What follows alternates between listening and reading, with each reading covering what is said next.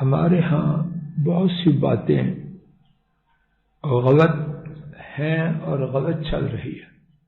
ہمارا اصرار انہی باتوں پر ہے اور اسی باتوں کے مطابق اپنے زندگی کے نقشے ترتیب دیتے ہیں.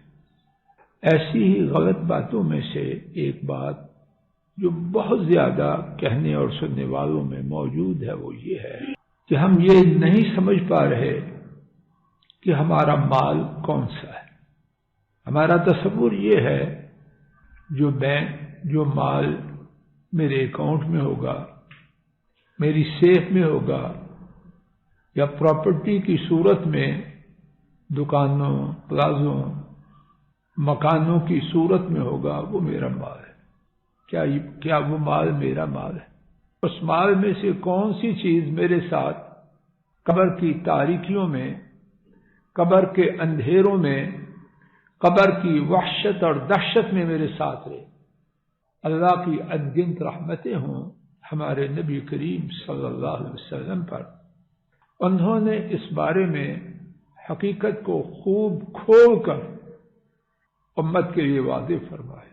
آئیے صرف ایک حدیث شریف کے حوالے سے اپنے پیارے محبوب نبی کریم صلی اللہ علیہ وسلم کی سچائی اپنے ساتھ لے کے جائیں، خود بھی سمجھیں، دل میں اتاریں اور اس کے مطابق زندگی کا نقشہ ترتیب دیں، اور وہ بات اپنے گھر والوں کو، اپنے کنبوں کو، بہن بھائیوں کو بھی ضرور بتلائیں. امام مسلم عبداللہ بن شخیر رضی اللہ عنہ سے روایت کرتے ہیں، انہوں نے بیان کیا، میں نبی کریم صلی اللہ علیہ وسلم کے پاس حاضر ہوا اور آپ پڑھ رہے تھے الہاکم التکاثر، مال کو زیادہ سے زیادہ لینے نے تمہیں غفلت میں ڈال دیا. ہم میں سے کون ہے اسے نہیں ڈالا؟ نماز میں بھی یہی حساب کتاب کرتے، بڈھا بھی، جوان بھی، عمر بھی. الہاکم التکاثر، مال کے زیادہ کرنے نے تمہیں غفلت میں ڈال دیا. اور پھر نبی کریم صلی اللہ علیہ وسلم نے فرمایا یقول ابن آدم مالی مالی، آدم کا بیٹا یعنی انسان کہتا ہے میرا مال میرا مال، یعنی پلازوں کی صورت میں، دکانوں کی صورت میں، جائیداد کی صورت میں، زمینوں کی صورت میں، سونے چاندی ڈالر پاؤنڈ کی صورت میں، بینک اکاؤنٹ کے صورت میں، میرا مال میرا مال. نبی کریم صلی اللہ علیہ وسلم فرماتے ہیں اے ابن آدم، نہیں ہے تیرے لیے تیرے مال سے مگر تین میں سے ایک چیز تو تو نے کھا لیا، ختم کر دیا، یا پہن لیا، بوسیدہ کر دیا، یا اللہ کی راہ میں صدقہ دے دیا اور اپنے لیے آخرت میں محفوظ کر لیا. ابھی میں آپ نے اس سوچ پر عمل کیا ہے؟ باقی کیا باقی کیا باقی کیا ہے؟ اس باقی میں سے تیرا خاک ہے، وہ باقی تیرا تو ہے ہی نہیں. تیرا تو یہ ہے جو چند رخ میں، اور یوں جو مال بڑھتا ہے، عمر بڑھتی ہے، کھانے پر پابندیاں بڑھ جاتی ہیں، اس کی مقدار میں کمی، اس کی نوعیت میں کمی، اس کی ورائٹی میں کمی، یہ نہیں کھانا، یہ نہیں کھانا، یہ نہیں کھانا.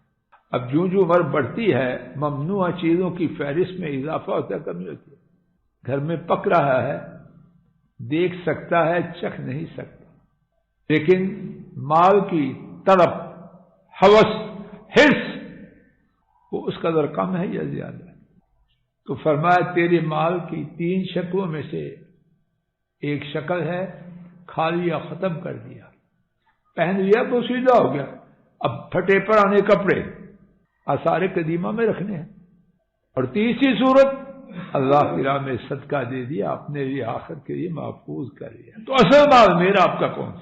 اصل مال وہ ہے جو اللہ کی راہ میں دے دیا، اللہ کے گھروں پر خرچ کیا، قرآن و سنت کی تعلیم کے اداروں پر خرچ کیا، بیواؤں، مسکینوں، یتیموں، دکھیوں، فریادیوں، مظلوموں، بے کسوں، بیماروں کی مساعدت، ان کے تعاون پر خرچ کیا. یہ ہے میرا مال. آئیے آج کے سبق سے فائدہ اٹھائیں، مال کے بارے میں صحیح حقیقت، جو ابھی ہم نے نبی کریم صلی اللہ علیہ وسلم کی حدیث کی روشنی میں سمجھی ہے، اس کو دلوں میں اتاریں اور اس کے مطابق اپنی زندگی کا نقشہ ترتیب دیں، انشاءاللہ خیر ہوگی۔ اور یہ پیغام خیر صرف اپنے تک محصور اور بند نہ رکھیں، اپنی اولادوں میں، گھر والوں میں، کنبوں میں، بہن بھائیوں میں، اور جہاں تک آواز پہنچے اس پیغام کو عام کریں۔ ان کے فائدے سے ہمیں ثواب ملے گا، اور جب اپنا فائدہ ہوگا تو وہ بھی فائدہ ہی فائدہ۔